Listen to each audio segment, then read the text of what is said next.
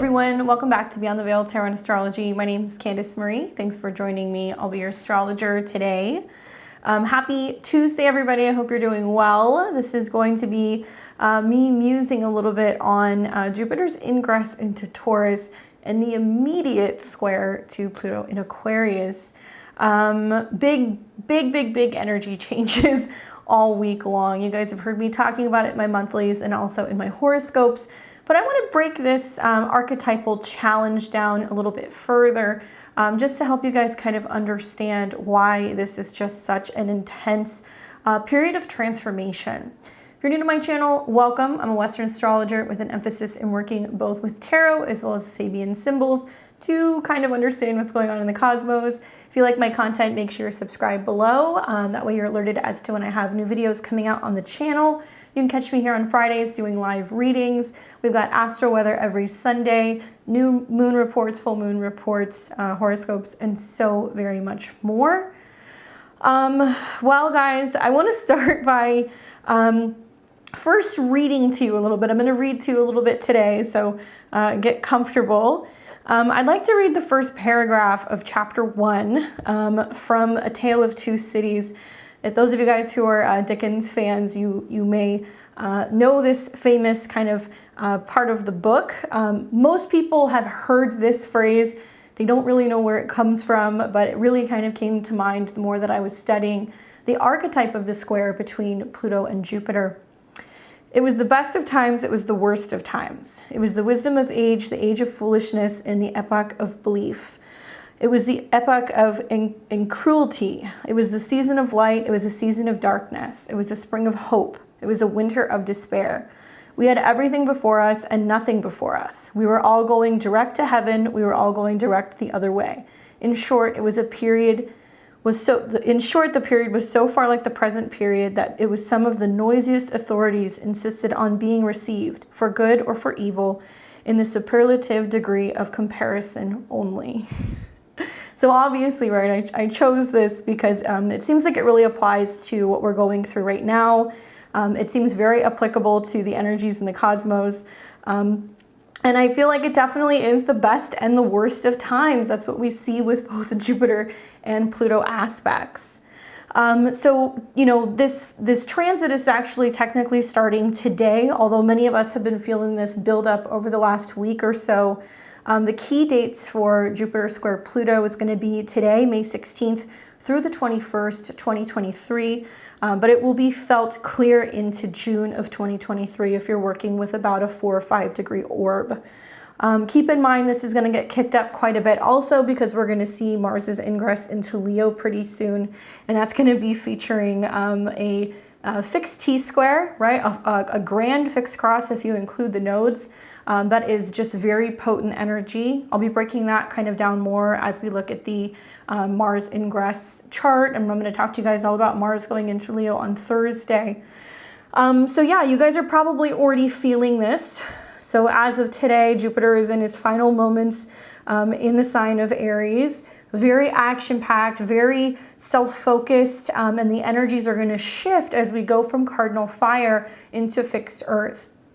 Now, when Jupiter enters into Taurus, it's going to be moving into a Venus-based sign. It'll be there for the next year or so before it makes its move into the sign of Gemini.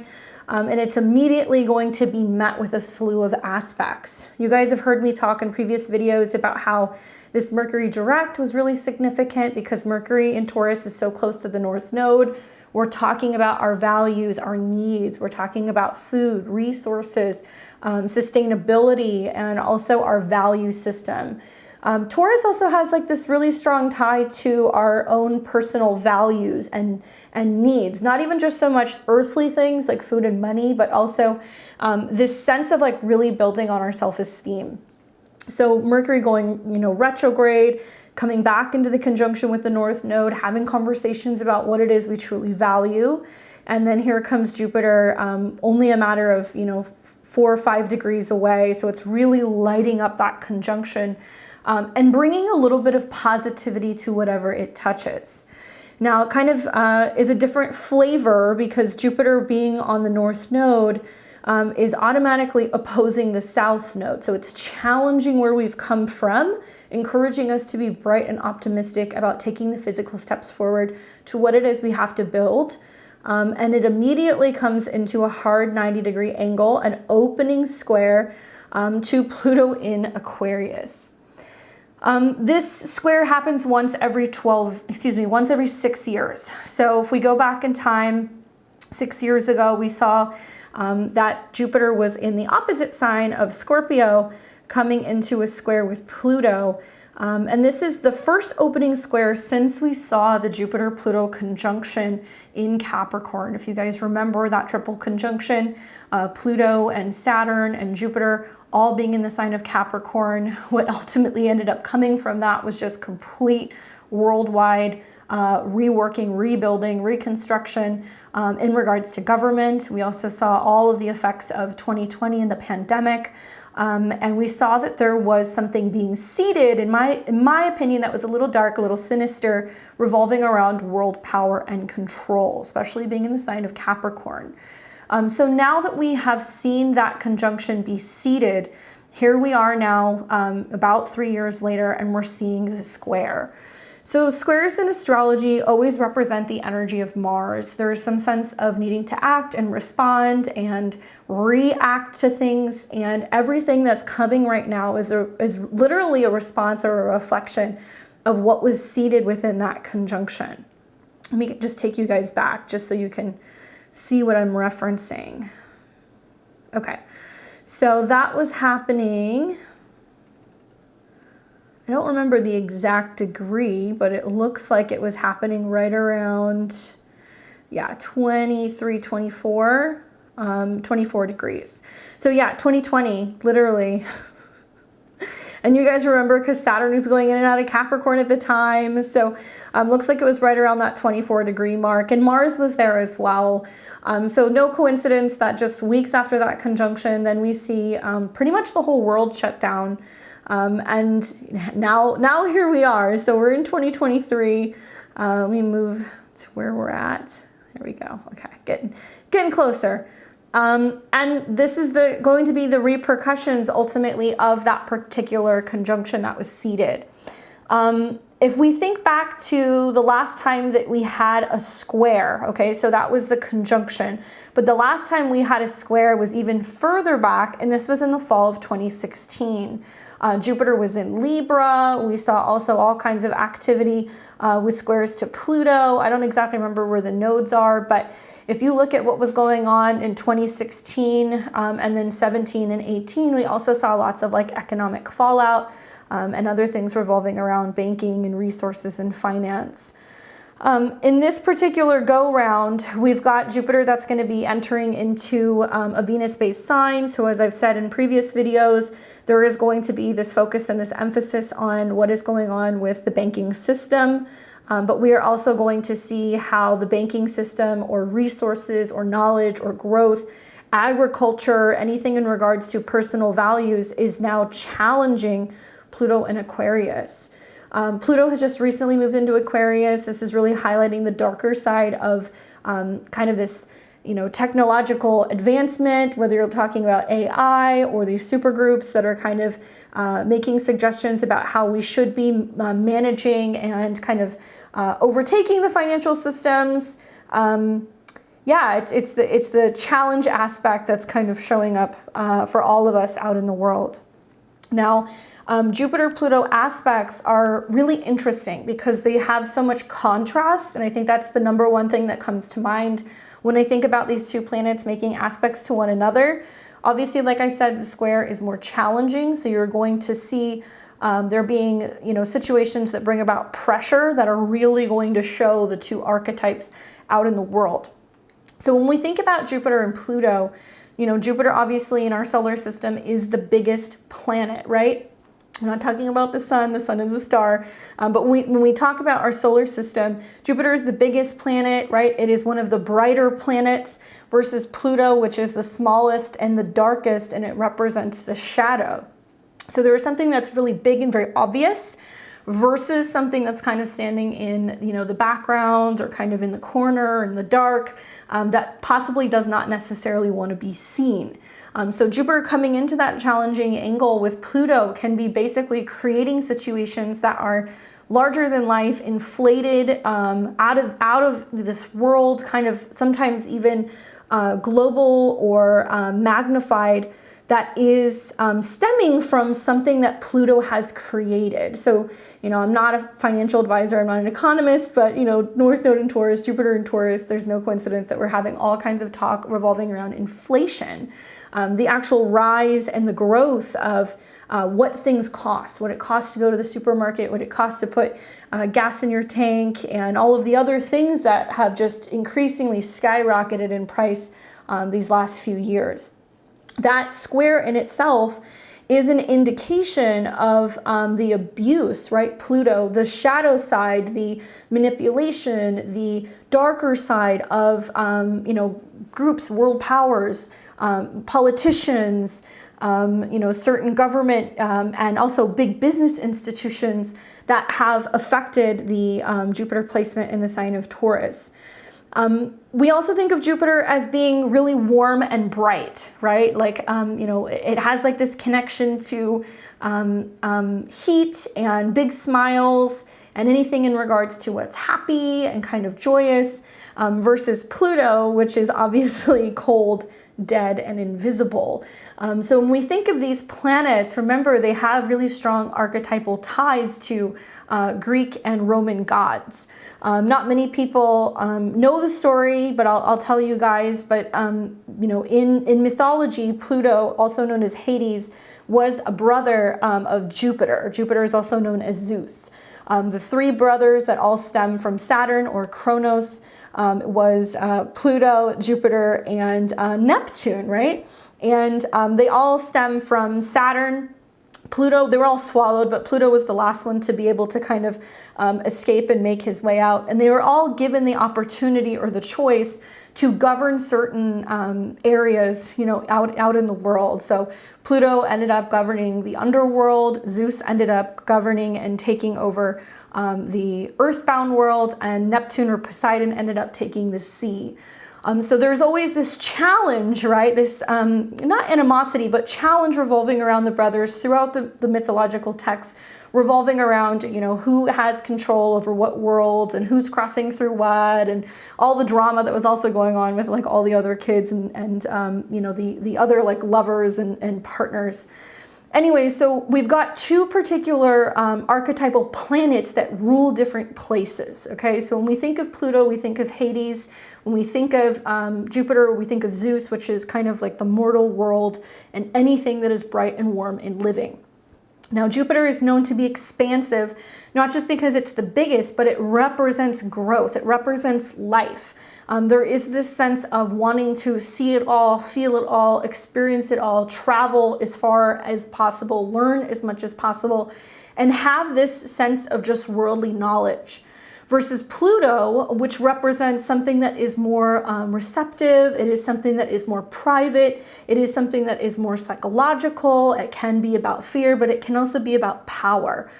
Pluto represents going deep within, right? So Pluto rules over things like, caves and underground spaces, underground areas where there's water and oil and all kinds of other things that are subterranean.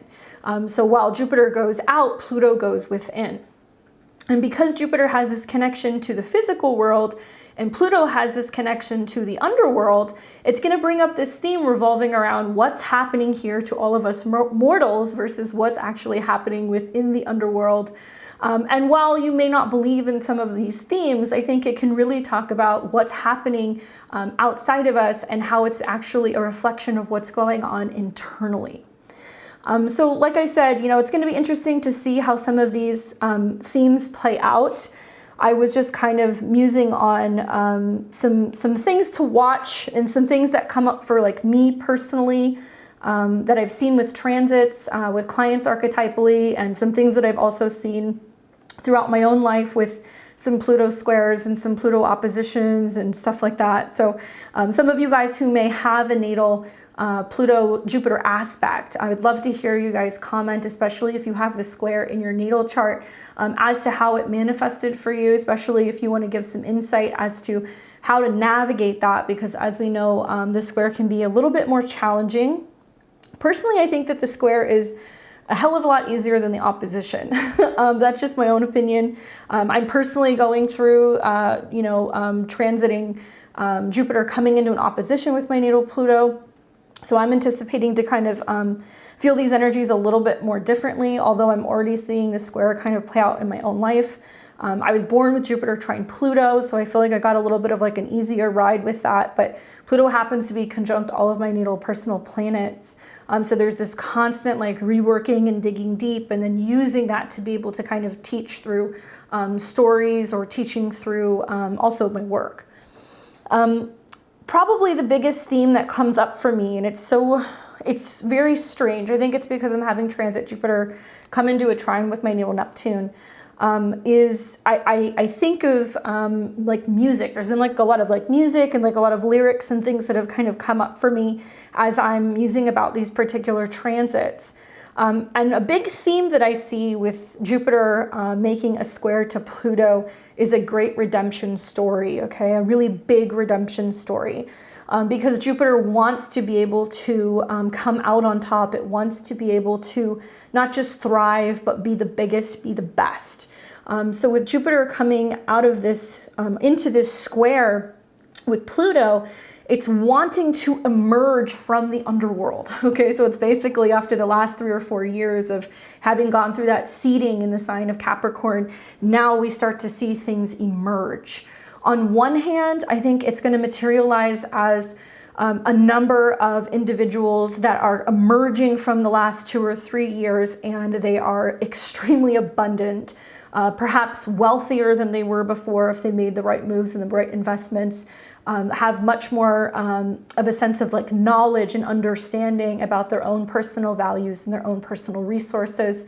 We're about to see a whole renaissance that's going to be taking place when it comes to art and music, and anything revolving around like fashion and traditional art, because Taurus has that connection to traditional art. So I'm thinking ceramics and sculptors and painters and all of these people that have been cooped up for the last 2 or 3 years, and what they have done productively with that time while they've been in the underworld.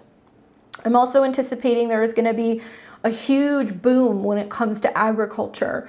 And a lot of people showing just how abundant their gardens are, and how they've become more self-sufficient, and what they've taught themselves how to grow, and how they're feeding their families, and how they're kind of living a little bit more off the grid. But redemption also in a sense of having been to hell and back. What's gone on over the last 2 or 3 years, and how people have not only managed to just survive, but now they're coming into a point of thriving. And these may be some of the more Jupiterian individuals who are going to come through and start kind of helping society learn from the crisis, learn how to be more self-sufficient, and also tell their stories, right? Because Jupiter has this sense of being able to, tell these grandiose stories of where they've been and places and experiences that they've had. So I imagine there's going to be a lot of people who are going to be publishing stories, or putting out works of art, or things that are going to really express what they have experienced over these last few years. Things that can also be very valuable. And being that Taurus has this connection to food and resources and agriculture, I think a lot of people are going to be probably, like I said, writing books or teaching classes, or putting out information also about what they learned from some of the financial or economic challenges, as a way to inspire other people to be more self-sufficient when it comes to how they're utilizing their money. Okay, so let me read to you guys the Sabian symbols for these 2 particular degrees. For the 0 degrees of Leo, and then we're going to read the 0 degrees of Aquarius, the 0 degrees of Taurus, and then the 0 degrees of Aquarius. Although you guys are a little familiar with the Aquarius degree, I've read it to you. All right, so this is, if you have this, page 63. Taurus 1, a clear mountain stream. The keyword is resourcefulness. The theme is self as a source of strength. The symbol speaks to the impossibility of restraining the human spirit to the purity of the spiritual fountainhead to which all life flows. The image of a clear mountain stream emphasizes spontaneity, creativity, and freedom. Just as a stream accepts the limitations of rocks and obstacles only as they help it reach its destination, so the individual is free from all requirement to accept unnecessary limitation or lives his life according to any predetermined pattern, except as he chooses for the purpose of helping him achieve his objectives. At its highest, symbol represents a clear, deep understanding of the self's destiny and a determination to achieve it. Watch for self-dissipation through a tendency to scatter the resources of self or go in all directions at once. The accent is on lighthearted spontaneity and freedom. You may be experiencing an inner urge to break the pattern and try something new. Rules and regulations may feel especially burdensome, and adventure beckons. Your greatest advantage lies in capitalizing on your creative energy. Write down the new ideas and thoughts that come to you today. Knock again on that door that has been closed. So I like that. Guard against going out in all directions and trying to do too many things at once. Curb the urge to throw all caution to the wind and overspend your time, energy, or money. Stepping stones would be purity, clarity, spontaneity, freedom, lack of constraint, liveliness, creativity, and inspiration. Okay, so keep in mind, this is where Jupiter is going to be. And it's going to be there until the 21st. So this whole week, right? You're going to be feeling it the whole week. And that is challenging Pluto in Aquarius at 0 degrees. So we're going to read Aquarius 1. Aquarius 1, an old Adobe mission. The theme or the keyword is durability and spiritual foundations. The symbol speaks to reassurance, sustainment, anchorage, durability, and the image of an old Adobe mission alludes to the ability that everything is rooted in the spiritual to flourish and survive. In the 1800s, Spanish missionaries sprinkled the coast of California with missions in an attempt to establish religious roots to territorial expansion. These historic missions have survived to present day. The emphasis on the symbol is psychological as well as physical survival, and the necessity for maintaining its highest. The symbol represents values and to sustain all men. At its highest, it represents spiritual integrity, strength, character, and endurance. The accent is on sustainment. You may find it important to surround yourself with things or people that help you feel anchored and secure. Your greatest advantage lies in giving time and attention to the relationships that are most important to you. Write a letter and make that call to someone who has not heard from you in a long time. Yeah. So we've got spiritual foundations, durability, survival, right? Which is very Pluto and Aquarius. And so I think there's going to be this it's playing out literally for me. I'll tell you guys in a second. I think it's going to be about where people are learning more about survival tactics and sustainability and educating themselves more on resources and values and food and money and the financial system. And keep in mind, this Jupiter is the focal point of what will be a Mars-Pluto opposition, okay? So this, what we just talked about, Jupiter at 1, Taurus 1, is what's necessary to kind of deal with this incoming intensity, let's call it that. I don't want to call it a storm, but the mountain stream. I think I made this reference also in a previous video where I was talking about what I like about earth and water is that water has the ability to cut through earth just by being emotionally kind of connected and flowing, right? So when we read this and it talks about how, you know, the river works with the rocks, it doesn't see it as a limitation, it just kind of helps guide it and gets it to where it needs to go. A clear, deep understanding of self's destiny, determination to achieve it. Everybody wants to be kind of grounded and slow and kind of checked in this week. You know, what are you learning? What do you believe in? Where is integrity so important for helping kind of navigate and moving away from some of this crisis? A lot of us are focusing on also being kind of really firmly planted in our routines, our bodies. We're grounding and very spiritually minded. And that's going to be really important in dealing with Mars at 0 degrees. I can't help myself. I want to see what that Sabian symbol is. Because the Mars-Pluto is going to be combative. And so Jupiter comes in and it's going to be something that's going to keep us kind of sane and grounded. So we're going to have Leo at 1. Determination. Irresistibility. The theme, the symbol speaks to the potential full bursting and a pressing need to find a suitable outlet for self-expression. The image of the case describes as an individual who has been suddenly struck with paralysis and a loss of consciousness as a result of pressure on the brain. This is another reverse symbol, and it dramatizes what can happen when an individual's desire to do as he pleases is frustrated as he is unable to find a positive way to release his tension. It represents burnout. The emphasis here is on a man's need to express himself freely and avoid limitation. The accent is on frustration and tension. There's a strong likelihood that there is a need to release pent-up thoughts and emotions, result in some individuals losing their composure and self-control, which we would see anyway, I think, with Mars opposed Pluto. But what do we learn from it? What do we learn about holding on to things in the body? What do we learn about not releasing frustrations? What do we learn about not having an outlet? Creative outlets, especially too with Mars in the sign of Leo. Okay, more on that tomorrow. And then one other thing I wanted to show you guys also was as always, I've gotten into the habit of asking my tarot the major, asking about the major transits. So I pulled 3 cards and I said to the tarot, what are we going to be experiencing with this Jupiter square Pluto?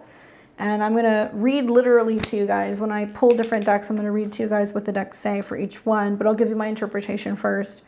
The first card that I got was the 2 of Pentacles. The kind of right now what we're working with card, I got the Hierophant, which is cool because it's connection to Taurus. It was so literal. And then the final card, I got the 9 of Cups. Hey. Finding the balance right now. And I think that finding the balance can be really challenging when we have a T-square. It can be really challenging also when we have Jupiter involved in anything because there can be excess, there can be too much, there can be too much of a good thing. And also when we see Jupiter square Pluto, there is a sense of kind of being like we're being pulled in 2 directions, light or dark, right? Good or bad, left or right. And so there can be a sense of feeling overwhelmed. The Hierophant's always going to talk about that need to level up. It's about going and getting good advice. It's about talking with mentors or talking with, our guides, talking with our pastors, our preachers, talking with, our elders, talking to our parents, going and seeing a professional. But it also talks about society and like what we're expected to do as a society. And so where society can kind of be feeling like it's on the tipping point. It can also be talking about the need to go and really connect with people who are professionals in their fields or the need to kind of level up within whatever it is that we're doing. And then the 9 of Cups is, it's kind of like the catch-all green light card. It's getting what you want, having the happiness, having everything kind of falling into place. Perhaps I think this is about kind of settling things and not getting so overwhelmed and, I guess like thrown off with the static of what's going on in the world, like not biting off more than what we can chew, not taking on too many things at one time, trying to specialize. Putting on the blinders and specializing and doing this one thing and doing it well versus doing all of these other things at once and throwing spaghetti at the wall and kind of seeing what sticks. And that when we get really, really clear about wanting to be grounded in that one practice and that thing that we want to perfect, it can be perfecting the relationship, right? Perfecting the form, perfecting what we're doing professionally, reworking something and trying to get it to a point where it's like we're really good at that one thing and we've nailed it. Then we're able to kind of receive or get the results that we're hoping to achieve. Okay, so just to be very specific, I'm working with the Romantic Tarot deck. I'm going to read you guys what it says for each and every one of these. So the first card, like I said, that I got was the 2 of Pentacles. Let me read this to you. Juggling too many things at once, keeping on your toes, multitasking and making it look easy, enjoying a little bit of chaos and risk. Ooh, Those are two keywords with Jupiter and Pluto, chaos and risk. So this is where we've been. Maybe we've been in this state of feeling that for some time, and we're like kind of like, okay, when is this going to calm down? And then the second card that I got was the Hierophant. Let's see what this says about the Hierophant. Where is it? Instruction and guidance, structure, formal organization, authority, becoming a student or disciple, following or becoming teacher, leader, priest, an established institution, legal rules and legislation. Yeah, Jupiter is that. Maybe a lot of us, I mean, maybe it's me, I'm not going to project that, but maybe it's just a lot of people just being like, you know, where is the rule of law? Like, what's going on right now? Like, what are our rules? What are our rights? You know, when are things going to change? When are we going to see things kind of shifting in the favor of people being able to have more of like a just and balanced society? And then the Nine of Cups being the final card, which is positive.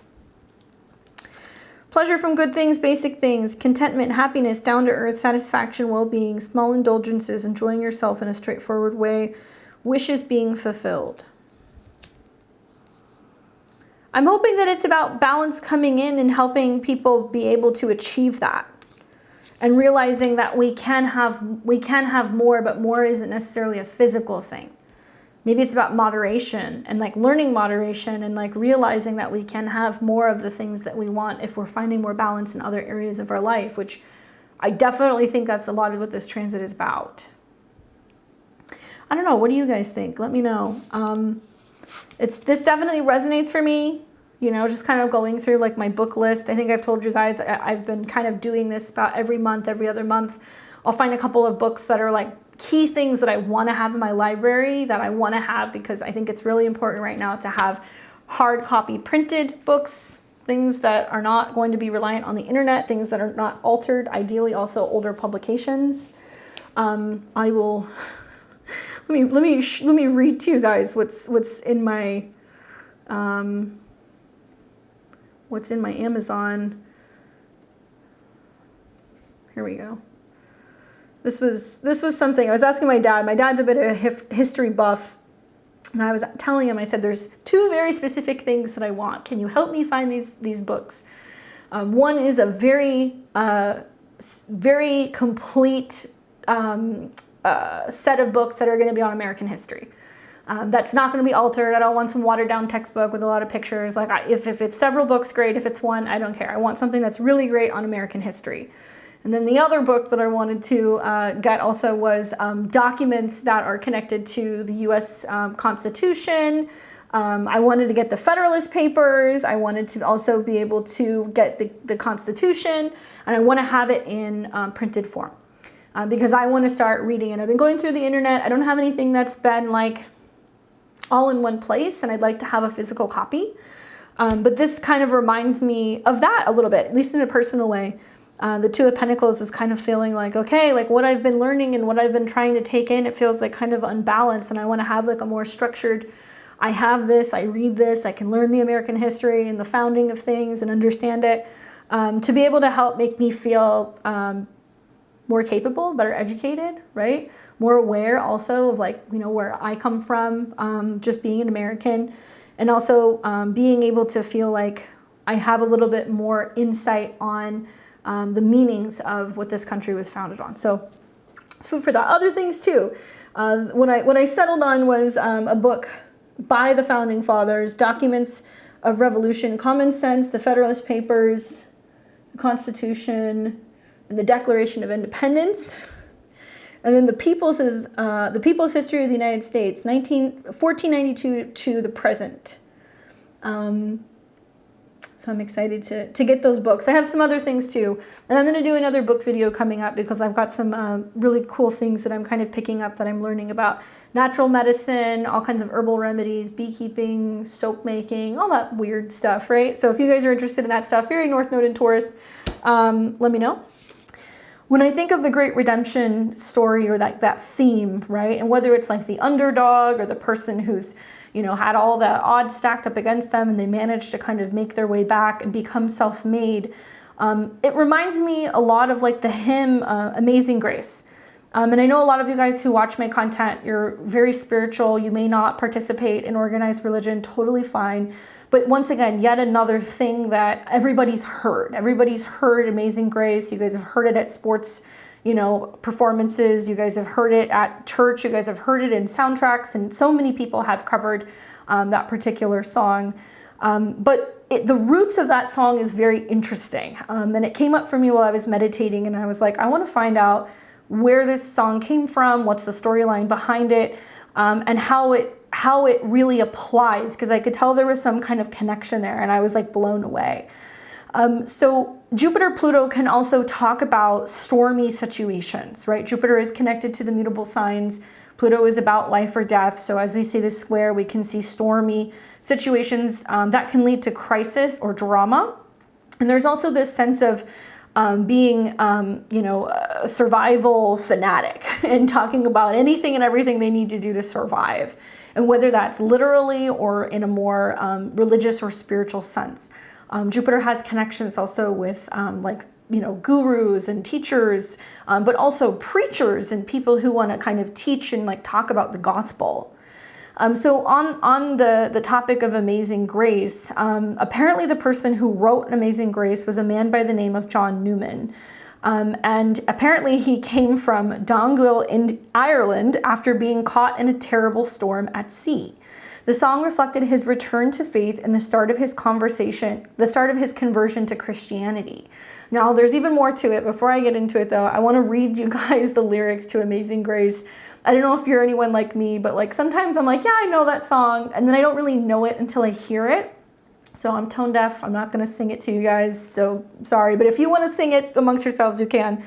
But Amazing Grace. So Amazing Grace, how sweet the sound that saved a wretch like me. I once was lost, but now I'm found, was blind, but now I see. 'Twas grace that taught my heart to fear, and grace my fears relieved. How precious did grace appear the hour I first believed. Through many dangers, toils, and snares, I've already come. 'Tis grace has brought me safe thus far, and grace will lead me home. The Lord has promised good to me. His word was my hope secure. He will my shield and portion be as long as life endures. Yet when his flesh and heart shall fail, and mortal life shall cease, I shall possess within the veil a life of joy and peace. The earth shall soon dissolve like snow, the sun forbear to shine, but God who has called me here below will forever be mine. And we've been there 10,000 years, bright shining as the sun. We've no less days to sing God's praise than when we'd first begun. Interesting. So there's these archetypes of was lost, on the brink, came back, believed, had my faith to guide the way. Kind of interesting. It's got like these Jupiter-Pluto vibes. But the real story behind Amazing Grace was that John Newton is said to have written it as a heartfelt expression to God in 1772. It was inspired by a pivotal time in his life after surviving a shipwreck. Newton was involved in the slave trade, but would go on to regret his actions and become a priest who advocated for the abolishment of slavery. Is Amazing Grace a true story? Well, indeed, it's a story about a man who drastically changed his life after a near-death experience and rediscovered his faith and eventually abandoned his role in the slave trade to become a priest who ended up going and dedicating his life to God and also talking about the need to go and free the slaves and also support those communities and talk about the importance of being able to admit that he and everybody else involved in that act had done wrong. Amazing Grace also was played at funerals. Okay, it's a big funeral song. And part of the reason why it is because it's about forgiving our past and rediscovering our faith. It's also known as a song that's utilized primarily in civil rights movements as a meaning. It's different to everyone, but it has this universal message. Really interesting. So he had this near-death experience, almost had a shipwreck. By the way, was being involved in trading slaves amidst that shipwreck, decided to come back, and then within, I think they said about 5 to 6 years, realized, okay, I need to dedicate my life to God, and then wanted to go and educate people about freeing slaves. So redeemer qualities, right? And obviously some people would argue there is no redeeming that, I understand, but nevertheless, it plays on these Jupiter-Pluto archetypes of, You know, we've all been there. Please, God, let me through this one thing. Give me this pass and I swear I'll do anything. And that moment where you can kind of be like brought to your knees with faith. Very Jupiter square Pluto. Some other themes that you guys are going to see with this square, I think, is about, once again, integrity. Integrity being the guiding light for a deep purging and detoxing within society and law. The challenge, right, of Jupiter's integrity standing up and going, this is life. Jupiter and Taurus, this is life, this is wealth, this is resources, this is the earth. And challenging the powers at be, right? Like, you know, Jupiter has this connection to law. Saturn is more regulations, it's more limitations. I see Jupiter as connections to Sagittarius and people who want to go and talk about cultural rights, religious rights, rights also revolving around like certain freedoms, especially when it's conjunct the North Node. And how that's going to be so important for people being in their integrity right now when it comes to standing up against the shadow, right? Pluto in Aquarius is shadow government, shadow groups. It's going to be challenging this artificial kind of potential dystopian future. And whether this is realizing that we don't want to eat the bugs, or that we don't want to be pushed into 15-minute cities, or that we don't want to be told what we have to do with our bodies, or that we have to have a chip implanted in our hands to be able to go shopping. Everybody's right to natural living, everybody's right to having a little piece of land and having a little piece of anything that's natural and organic, right? Having a choice. I think Jupiter is going to talk a lot about the fact that we need to be given options, we need to be given choices, and that we need to ultimately choose life. We need to choose growth. And detoxing some of these darker themes within society that are kind of being pushed out there onto the masses. Jupiter's also going to teach us about striving for the best in the most difficult of circumstances, right? So kind of feeding off of that, it was the best of times, it was the worst of times.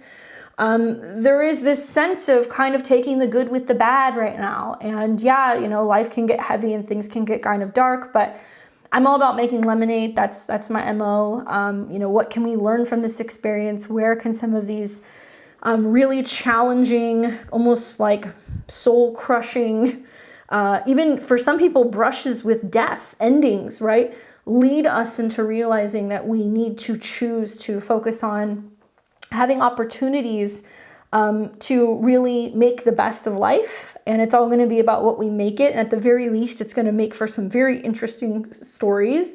I think all of us can agree that we're kind of living in some of the most interesting times right now.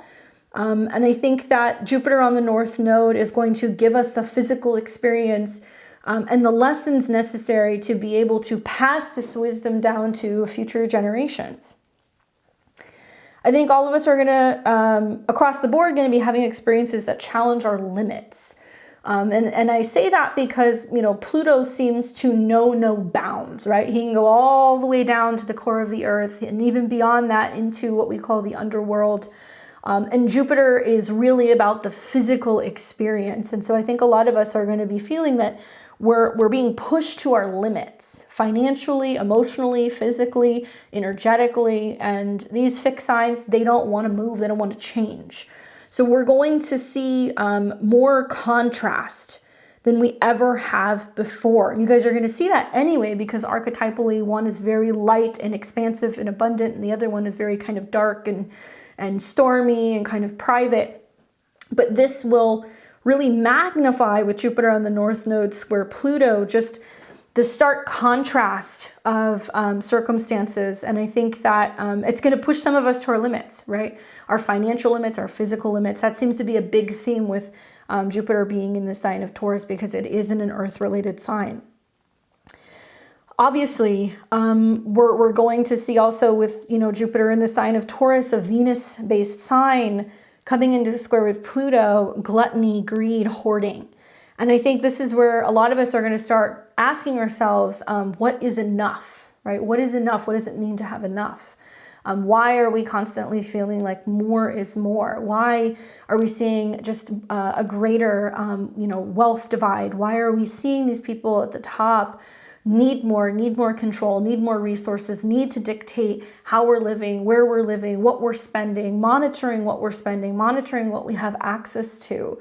And that's going to be a huge topic just with North Node and Jupiter being in Taurus, but the square to Pluto is going to be how technology and, politics or, big government, AI is playing a huge role on what we have, what resources we have. I think this is really going to dip into some of the stuff I've told you guys about digital IDs, carbon credits, anything revolving around there being some kind of spying, penetrating energy with Pluto and Aquarius, looking into what we're eating, buying, and consuming. Why? Because we are the product. There is a reason why a lot of our information and our data has been put out there and it's been sold. Because we go on websites and we look at things and then stuff pops up and then we get that email about stuff being left in our cart, or then we're getting more ads for other things that we were talking about or that we were listening to, right? Because we are the ones buying that stuff.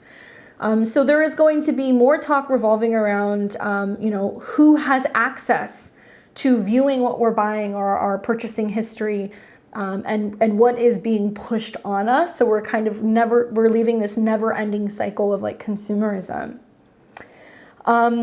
Survival through preparedness is something else that comes up for me. And in some situations, because, Pluto is extreme, this will be extreme. So you're going to see a lot of preppers, right? You're going to hear a lot of prepper people talking about this is the end of the world, this is end times, and people who are going to be buying and hoarding things, especially in the sign of Taurus, food, resources, seeds. I think we're going to hear more about land and agriculture, but also it could be material objects, like material things. I'm thinking about like metals. I wonder, is it going to be, copper? Is it going to be silver? Is it going to be gold?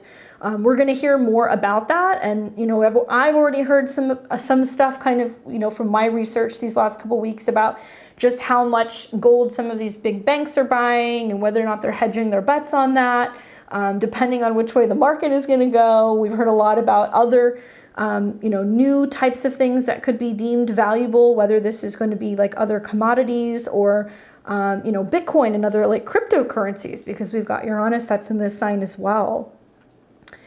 But survival through preparedness, because ultimately the story of Jupiter in that aspect of Pluto is the willingness to survive. And so I think a lot of people are going to have a lot to say about how they survived the last couple of years and what kept them sane and what it taught them and what they've been building or creating behind the scenes and how they made lemonade from that Saturn, Pluto, Jupiter conjunction that was setting up, and now what they have 2 or 3 years down the road.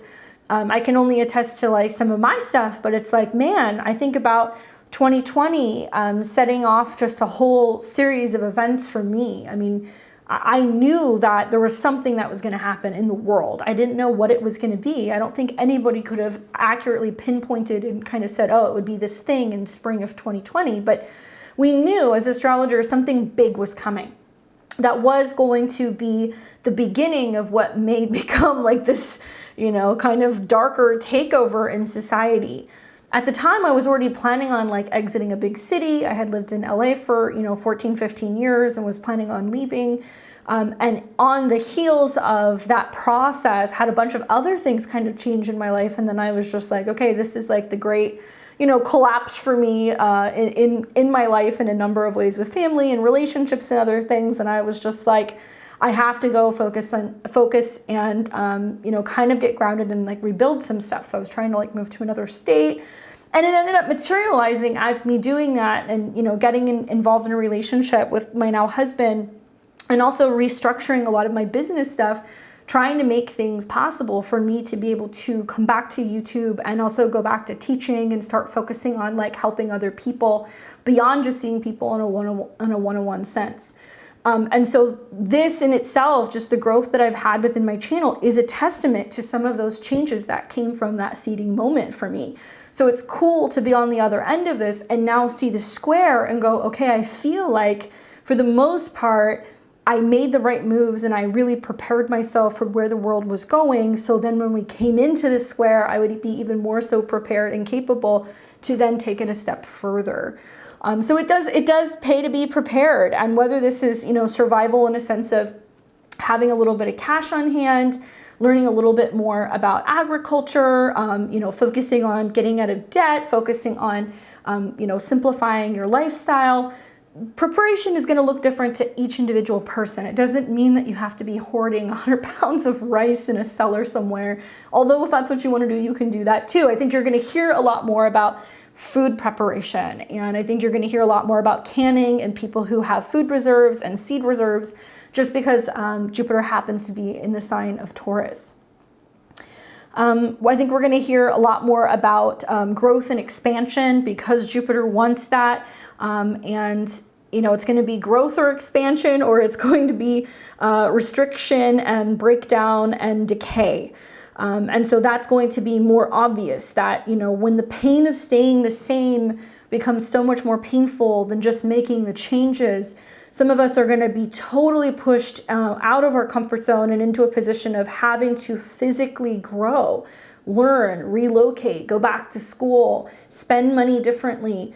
You're going to see all of these new things that start showing up with Jupiter in Taurus as physical things that will manifest. So for some, it will be more resources. It will be more money. For other people, it will be abundant gardens. It will be bigger bank accounts. It will be thriving businesses. It may also be that some people are realizing that they've been hoarding resources, or that they've been holding on to something. And it doesn't even need to be physical things. It could be talent. Because Jupiter being in the sign of Taurus is, okay, you've learned how to do this thing. Now, how can you go and teach other people? How can you turn that talent or that survival capability or just your own personal growth into something that can be valuable? I wonder if this is going to be the return of seeing a lot more bartering, because, Jupiter and Taurus can be, I have this, do you have that? And if there's certain limitations or shortages that are going on, especially with Pluto and Aquarius, it makes me feel like where certain urban areas where there's more communal living is going to become more challenging. And so it's going to prompt some people to be willing to go further away to go to the farmers markets, go further away when it comes to shopping in other areas, or consider relocating altogether, because they're going to realize that they're going to get more bang for their buck, but they're also going to get more quality. Now, Jupiter square Pluto, we're going to hear a lot about information coming out about processed food, junk food, right? Because Jupiter is going to be bringing up all of this information and this knowledge pertaining to what is and is not healthy. So me personally, I've been reading a lot, learning a lot about GMOs. It's been something that I've been interested in. I'm freaked out by the fact that I go to the grocery store and buy a watermelon and there's no seeds in it. I buy an orange and there's no seeds in it. I get an apple, there's no seeds in it. I don't like that personally, and it's prompted me to start thinking more about learning about seasonal gardening, and learning more about the area that I'm living in and what's actually going to thrive, and trying to figure out how to collect seeds and what may be necessary to kind of hold on to in the future. That's how it's manifested for me. It might be different for you, but it played out quite literally with that Jupiter North node, and it's going into my 8th house. So it's been about kind of survival and how it pays possibly to, to be prepared for survival. It's also been pushing me to get outside of my comfort zone and be willing to, grow and expand, versus being in situations where I'm feeling limited, or I'm feeling stunted, especially when it comes to being able to kind of connect with the element of Earth. It was one of the reasons also I really wanted to move out of, more kind of urban or larger cities. And it finally kind of landed in Texas, so it seems like it's going to be a little bit more doable here. We're going to hear more about resistance to imposed religion, philosophy, legal issues, or social exclusions. So, Jupiter has this kind of sometimes religious, sometimes kind of preachy, philosophical vibe. I think you're going to see a lot more people who are going to be talking about philosophy, a lot more people who are going to be talking about legality and their belief systems and challenging societal norms, right? Because society is changing with Pluto and Aquarius, that's a given. But as Jupiter comes into the square, we start realizing that there is a need for people to be learning more about these topics. I think economics is going to be a big thing as well. Especially, something else that's been interesting me is learning a lot more about inflation and the numbers that we're getting with inflation. And when we hear things like with the White House press briefs about inflation going down and job numbers going up and unemployment going down, and unemployment's going down because we're having a lot of people who are having to take part-time jobs. Inflation may be going down temporarily, but in reality, inflation is still very high compared to where it's been years ago, and our money is becoming less and less valuable. So I think that some of the statistics and the numbers and the charts and the graphs and the things that were being shown obviously is being skewed, and it's pushed me to want to go and look for independent sources that are going to give the real lowdown on realistically what's going on with inflation and whether or not inflation is actually getting better. Once again, not an economist, not a financial advisor, but it's led me to kind of look around and go, I think we already are in a recession. I think what we're facing could be even more serious than that over these next couple of months. And religious stuff. With Saturn being in the sign of Pisces, which can be about organized religion or private kind of churches, groups, temples, I think with the Jupiter-Pluto square, we're going to be hearing a lot more about natural law and getting back to working with the elements. And I'm excited to see how people are kind of getting in sync with these natural, connections to the cycles of life. Maybe learning more about paganism, maybe learning more about, Druidism and all of these natural practices that encourage you to work with the seasons rather than buying into, these like kind of watered down Hallmark holiday versions of what were these traditional holidays. And I think it's going to encourage us to think about that in a sense of what we're planting, what we're eating. Also be less consumed with buying things, more consumed with making things, hopefully encouraging some people to get into the habit of also wanting to learn more about quality versus quantity, because Jupiter can talk about quantity. Pluto can also talk about quantity, but in a darker way. And I think it's going to encourage a lot of people to start thinking more sustainably about whether or not they're choosing fast fashion or if they're buying something that's going to be like a real time capsule piece that they can keep in their wardrobe that they can have for years to come, that may be more expensive, but it's going to be higher quality, better made, and less likely also to pollute the planet. So these are going to be some things that we're going to be hearing about. And obviously, legal issues. We're going to continue to hear about legal issues, especially revolving around the banking system because Jupiter is in Taurus, but also agricultural and land stuff. So you're seeing certain states that are limiting foreign entities from being able to move in, at least here in the United States, and purchase agriculture or farmland, which I think is a good thing. And we're also going to hear more revolving around the Jupiter sextile Saturn, issues revolving around the border, how we navigate that, how we navigate immigration, how we navigate also resources, and how we find the funding to be able to do that in a functional manner. Or if we go the other direction, we'll have to see what happens between the Jupiter-Saturn sextile. With Jupiter square Pluto, and Jupiter is about expansion. It can be about travel. Immigration and children, I think, are going to have more connections to like Mercury. Specifically, children are going to have more connections to Mercury. And I think this is why you've heard a lot about what's been going on at the border and immigration and younger people through this Mercury retrograde. All of the squares to Pluto have been some of the horror stories that we've been hearing about what's been happening with missing children and the political involvement.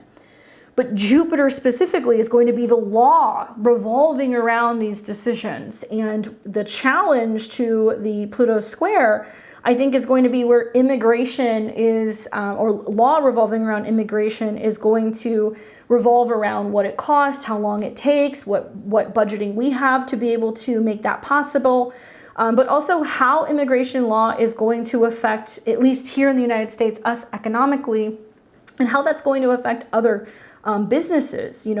Taurus is going to be about building. So we're going to hear about how it's affecting residential and commercial building companies. We're going to hear about how it's affecting the agricultural kind of landscape and, who is going to work the jobs that are going to go and, be harvesting the food that we grow here in the United States. I'm neutral on this. I'm Switzerland. I'm not going to give my 2 cents. I'm just trying to explain to you guys why some of these things are kind of coming out in the world. There's no doubt that Jupiter and his kind of high level integrity with that square to Pluto is going to be exposing kind of the deep, shadow side, the dark secret, some would say the darker side or the secret side of society. But also I think it's going to be showing where people have been talking about this like deep state or the shadow government, and how it's also very much tied into the banking system, that they're both very much tied together, and it goes deeper beyond just the banks. It goes into also how they've been spending money, the budgets, the abuse, right, Pluto, of some of the budgets, and also taxes. So this is going to be some hot topics here over the next couple of months. This square is also going to be further ignited here in a couple days when Mars goes into Leo on the 21st.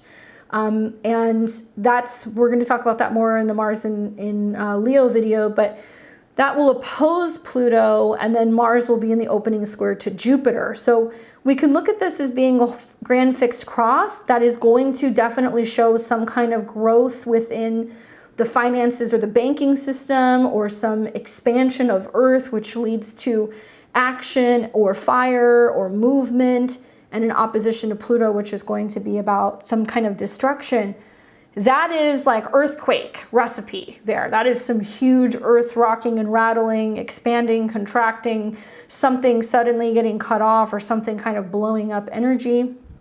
We'll talk about that more in the next video, but it's not your stereotypical Jupiter ingress, because it's kind of in between a rock and a hard place of Pluto's kind of abuses and Mars's reactions, that this entire next week, whatever is constantly expanding within the physical side of this physical world, Jupiter and Taurus, is coming as a result of what's going on underneath us, under the ground, or behind closed doors, or in the underworld, forcing all of us to suddenly need to act. We're going to have to act on something. I think also, just in closing, the thing that makes me the most excited about the Jupiter square Pluto, I think, is the opportunity for material success. It's there, okay? It's being seeded right now. It's all what you make of what could potentially be a crisis scenario. We all know that it's all going to be about how we look at some of the events that take place over the next week or two, and what we make of it, and what we take away from it with. And the material success that is possible for us, that is waiting, that is being seeded. But it may be for those of us who exit society, who exit the matrix, who exit the system, who exit the banking system, and who decide to go in a completely different direction and do a 180. And I think that that's going to be more so stemming actually from the opposition, because we're going to see this pressure, and then it's going to push us to act within about a week. And I will talk with you guys more about that on Thursday. I don't want to blur the lines too much of the Jupiter, Pluto, and the Mars transit. But if you join me on Thursday, I'm going to do Mars through the 12 signs. We're going to take a look at all of the aspects Mars is going to be making throughout its journey through the sign of Leo. Obviously, this goes without being said. If you have any placements, okay, 28 to 29 degrees are the cardinal signs. So that would be Aries, Cancer, Libra, or Capricorn.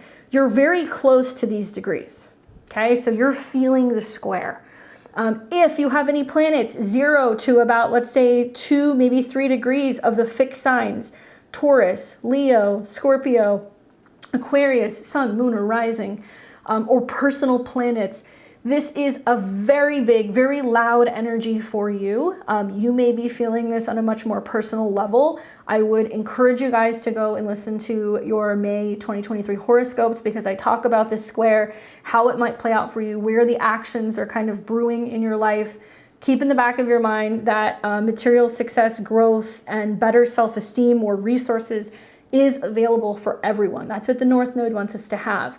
But Pluto, right, Hades, which is digging up all of the muck right now in the underworld, is providing us with all of the fertilizer that we need to be able to go, nope, we're choosing growth, we're choosing light, we're choosing expansion, we're gonna educate, we're gonna teach other people, we're gonna learn.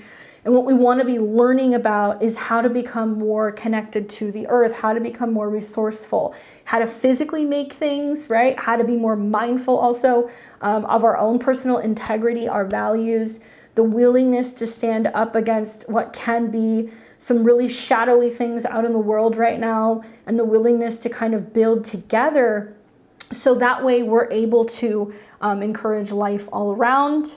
Let me know, how are you guys feeling with this energy? Where is it playing out in your chart? I'd love to hear from you below. Equally, if you have like a Jupiter-Pluto square in your own natal chart, I'd love to hear your takeaways with what you've learned from that.